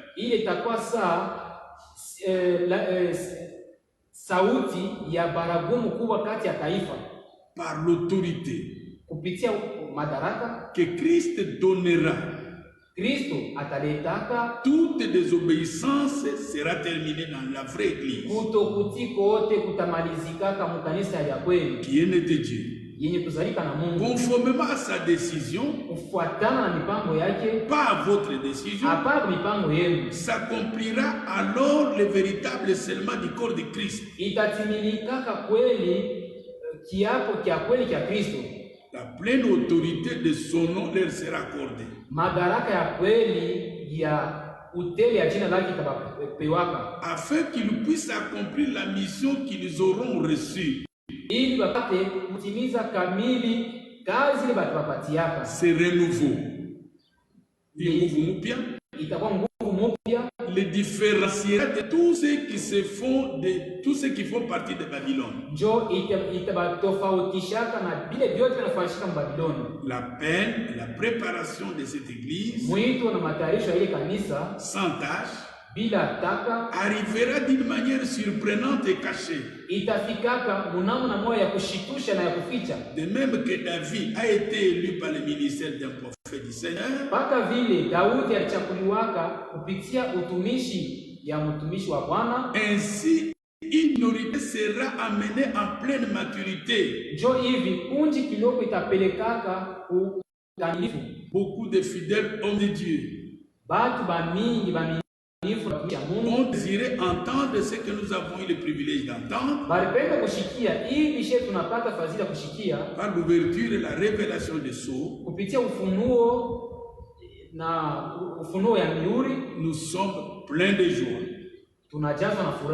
plein d'assurance. Tunajaza na matumaini, car Dieu a usé de grâce à notre égard. Sababu Mungu alitumia neema kwa ajili yetu. Que le nom du Seigneur soit sur chacun de vous. Jina ya Bwana iwe juu ya kila mmoja wenu. Notre message ce matin, ujumbe yetu ya asubuhi, est d'encourager tous les croyants, ni ya kupatia nguvu baaminifu bote, tous les fidèles dans le Seigneur. Baaminifu bote ndani ya Bwana. Qu'aucun événement de la terre ne branle nos cœurs. Kusiwa hata majira moja ya dunia hapa ile tangaisha mioyo yetu. Au contraire, que tous ces événements nous poussent à sonder comme cette femme. Kwa kinyume, ima mambo yote unafika itusukume uchunguza sawa mwanamke. Et que notre prière, na maombi yetu, et que le Dieu d'Abraham, ni ya usema Mungu wa Ibrahimu, le Dieu d'Isaac, Mungu wa Isaka, le Dieu de Jacob, na Mungu wa Yakobo, Père de notre Seigneur Jésus-Christ et notre Père, baba yake ya Bwana wetu Yesu Kristo na baba yetu tena, soit sur chacun de vous, awe yulu ya kila mmoja wenu, soit sur chaque famille, awe yulu ya kila jamaa. que Dieu protège chacun de vous, Mungu apate kuchunga kila mmoja wenu, garde vos cœurs tranquilles, achunge mioyo yenu yenye kutulia pole, sans peur, bila boka, parce qu'il nous a dit, quand vous verrez ces choses, ne soyez pas effrayés. Que Dieu vous bénisse. Mungu amibariki.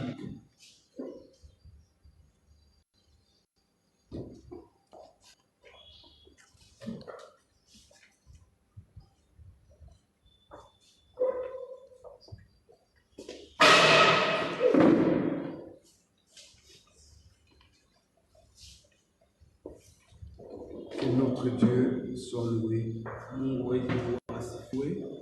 pour cette précieuse parole que nous venons d'écouter. Ensemble, le Seigneur nous a parlé. Nous allons aussi lui parler. Adorons le Seigneur. Qu'il est aimé. Soit loué, soit de notre absolument besoin de passer ta présence pour ta sainte pure parole. Seigneur, réveille notre esprit, car nous réveillons. Nous voulons, personne de ceux qui ont entendu, qui ont écouté ta parole, et puisse les changer, et puisse tomber dans la crainte, mais qu'ils mettent la confiance en toi, et que Seigneur, toi tu veilles sur la parole pour accomplir tes desseins. Gloire au nom de Jésus. Fais en chacun de nous une intelligence, afin que nous puissions, Seigneur, nous regarder à la gravité des événements, mais regarder à toi. Car toi, tu es lui-même dans ce monde, tu traverses Jésus. Gloire au Seigneur.